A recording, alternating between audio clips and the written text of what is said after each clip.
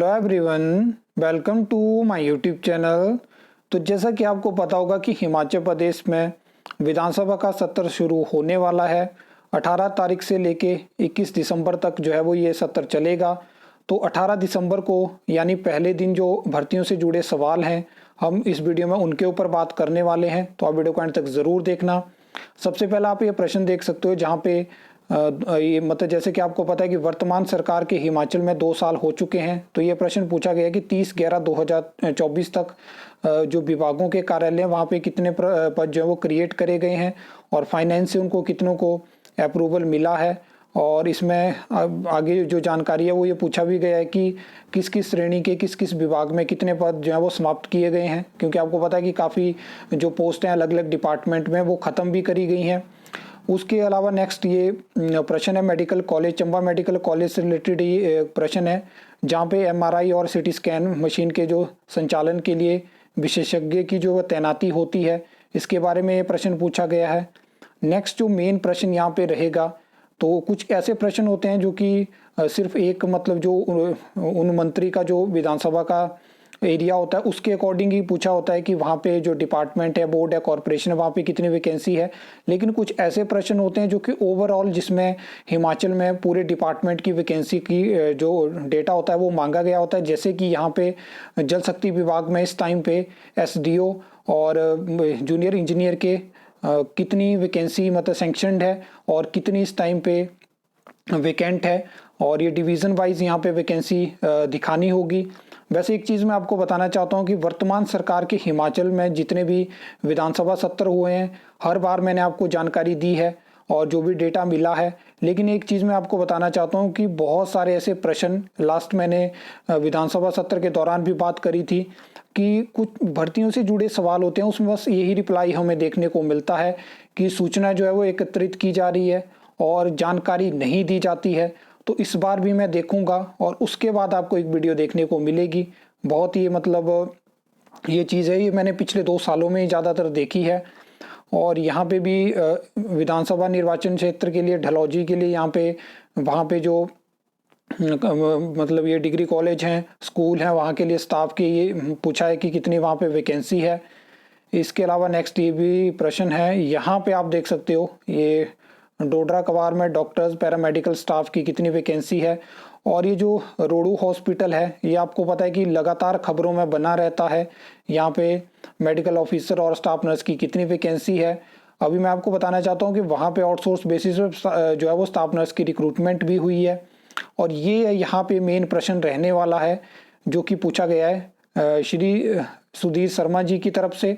और एक चीज़ मैं बताना चाहता हूँ कि इनकी तरफ से बहुत सारे प्रश्न पूछे गए हैं भर्तियों से रिगार्डिंग।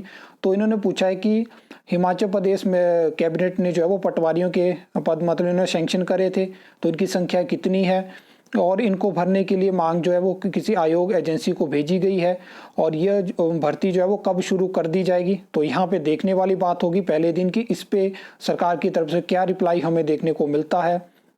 उसके बाद ये आप देख सकते हो निर्वाचन क्षेत्र यहाँ पे चुरा के लिए पूछा गया है कि पीडब्ल्यूडी में वहाँ पे किस किस पोस्ट के कितने कितने जो पोस्ट जो है वो वैकेंट है।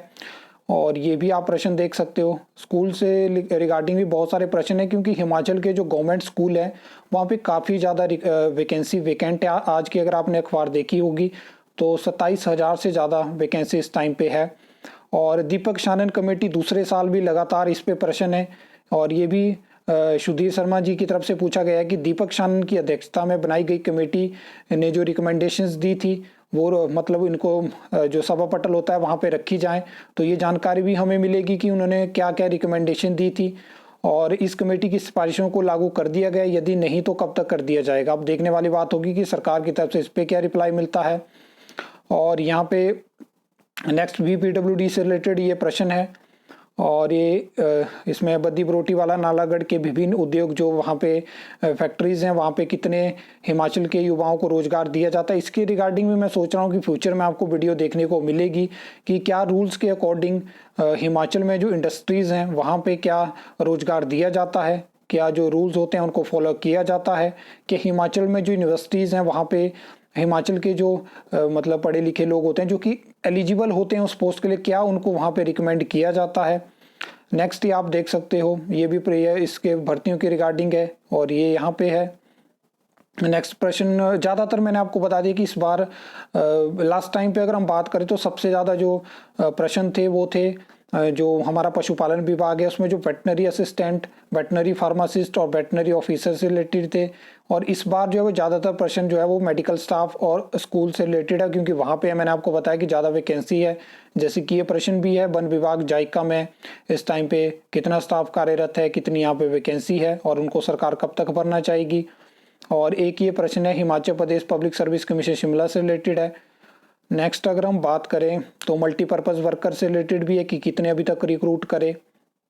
और ये जो इस तरह के जो प्रश्न है ना, ये जो अलग अलग विभागों, बोर्ड, निगम में पूछा गया है कि कितने पद जो है वह सैंक्शन करे हैं, कितने वैकेंसी, इसमें मैं आपको डेफिनेटली आज ही मैं ये बताता हूँ कि सरकार की तरफ से देखना क्या रिप्लाई आएगा कि सूचना एकत्रित की जा रही है, यही आपको रिप्लाई देखने को मिलेगा। और ये भी आप देख सकते हो 15/1/2024 तक जो है वो प्रदेश सरकार ने कितने नई सरकारी नौकरी मतलब सैंक्शन करी, तो ये भी डिपार्टमेंट वाइज जानकारी देनी पड़ेगी।